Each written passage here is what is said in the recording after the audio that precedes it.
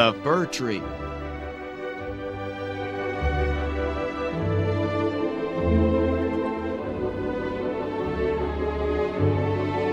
Chapter 1. The Tree in the Forest.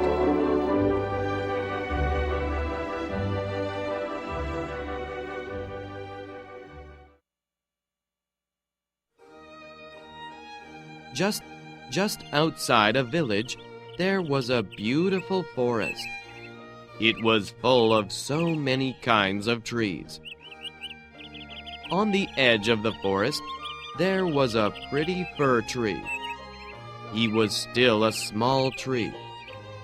He lived in a very nice place. There was a lot of sunshine and fresh air. Around him, there were many other fir trees.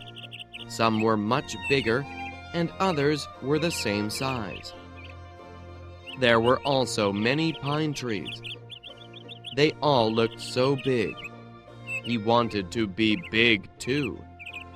His life was very good, but he did not know that. He did not care about the warm sunshine or fresh air. Many children came to pick strawberries in the woods. Sometimes they sat under the little fir tree. They often said, "Let's sit under that little fir tree. It is so pretty." But the fir tree did not like this. He did not like being little.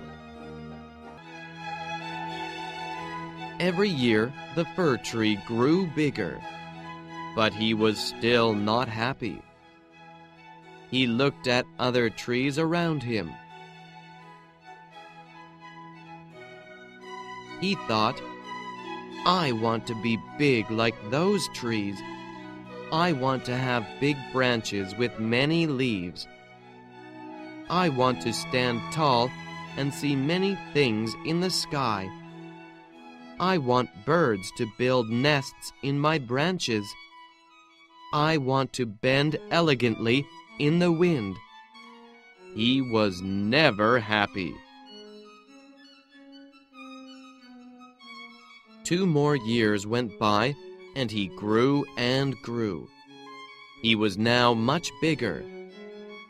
"I am getting bigger," he thought. I must grow taller."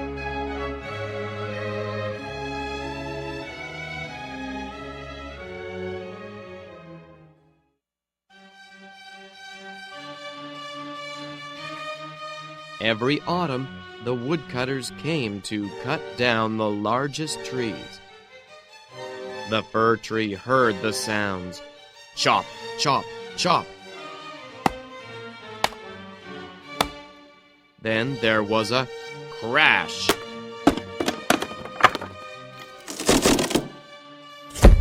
The trees tumbled down. The fir tree became very frightened. The fir tree thought, "Why did the men cut down the trees? Where did they go? What will happen to them?"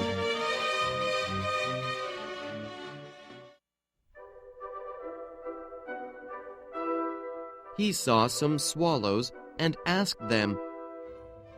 "Yes, I think I saw them," they answered. "I flew to Egypt and I saw many ships. On the ships, there were gigantic masts.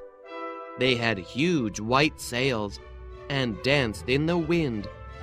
They were very elegant. You should be proud." This made the fir tree happy. He thought, "I want to sail across the sea. I want to be a gigantic mast with dancing sails. I would be so happy." The air and the sunshine heard the tree and said, "Don't wish for another life. Be happy now. You have warm sunlight. You have a healthy trunk." But the tree did not understand them.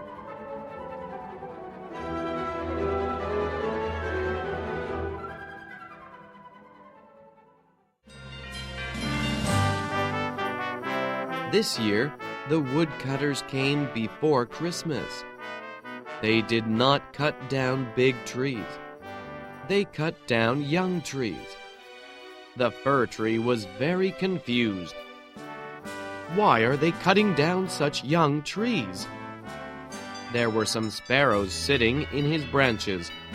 So the fir tree asked them, "Where are the trees going? Those are smaller than me. Why did the men cut them down?"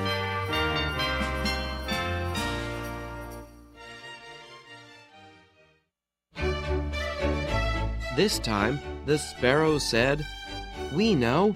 We looked in through some windows in the village. The trees will go there. They will be so beautiful. They will wear so many colors and lights.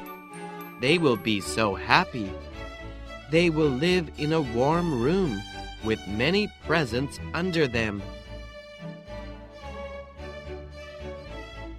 The fir tree was very interested in this. The tree thought, "It sounds wonderful. It is better than sailing across the sea. I want to live in such a place. I suffer so much in this forest. Something better must be waiting for me." Again, the sunlight and the air heard the tree. They said to him, "Do not be so foolish. Your life in the forest is the best. Be happy with that." But the tree ignored them.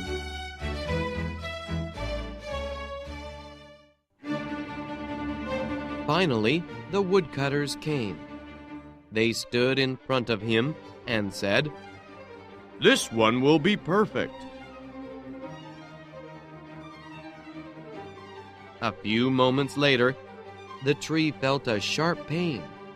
It was the axe. Whack, whack, whack. He fell to the ground. Crash.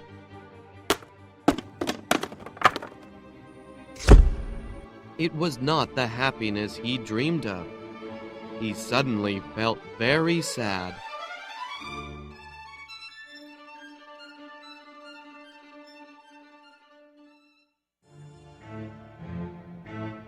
He thought, "My home! I am separated from my home. I will never see it again. I will never feel the fresh air or the warm sunlight. I will never hear the birds sing again. I am so sad."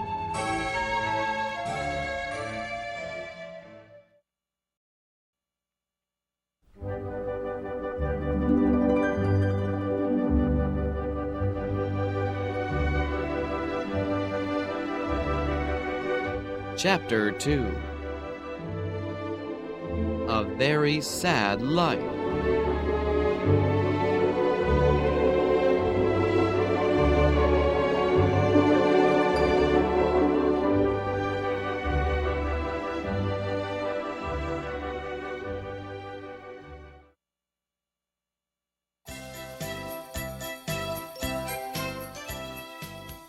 The fir tree was put into a large room. He looked around the room curiously. Soon after, many servants and young girls came in. They started to decorate the tree. They hung many colored decorations on the tree. On the top, they put a large golden star. The tree looked at his branches. He was dressed in many colors. He looked very beautiful. "Now my life will be wonderful," thought the tree. "I will live my life in this warm room." The sunlight and the air were all wrong. Maybe the sparrows will come to see me. Maybe they will tell other trees about my grand life. He was so happy now. He felt very good about his future.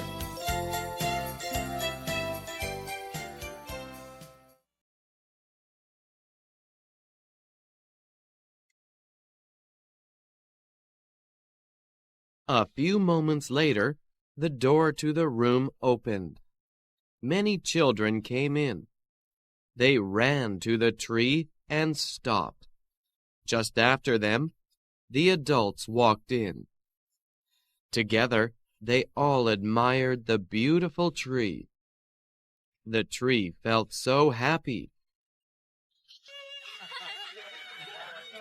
It was very noisy in that room that night. The children screamed joyfully and danced around the tree. Later, all the people sang Christmas carols together. The tree enjoyed watching all of this. He thought, "This is all for me. I will enjoy this every night." He was very content. The next morning, the tree wanted to see the children, but they did not come to see him. Instead, some servants came into the room. He thought, "Yesterday the servants decorated me. Today they will decorate me again." But this did not happen. The servants pulled the tree down. They took him out of the room. Then they took him up many stairs and put him into a dark room. He was forgotten. Many more lonely nights passed. One night there was a sound. Squeak, squeak. They were little mice. The curious mice wanted to know about the tree. The tree told stories about the forest. They were amazed. They said, "Your life is interesting. You were very happy in the forest." The tree replied, "Yes, I was happy there, but my life is not interesting anymore."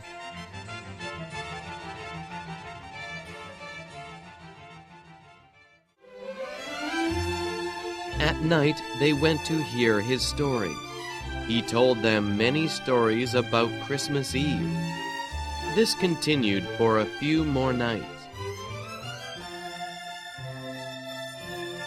Finally, the tree had no more stories and had to tell the same stories over. The mice thought, "Maybe the stories are not very interesting after all." So the mice did not go to the tree at night.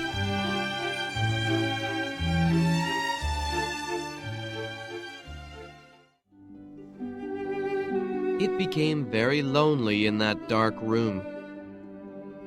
"Why don't the mice come to visit me?" he thought. It was better when the mice came to listen to me. I must enjoy those happy times more. I will be careful next time. When I leave this room, I will really enjoy everything. But when will that be? One day, the door to that dark, lonely room opened. Many people came in. "At last," thought the tree, "they come to give me a new life." One man came and pushed the tree down onto the floor. Ouch! The tree landed very heavily. Then two servants picked up the tree and took it outside.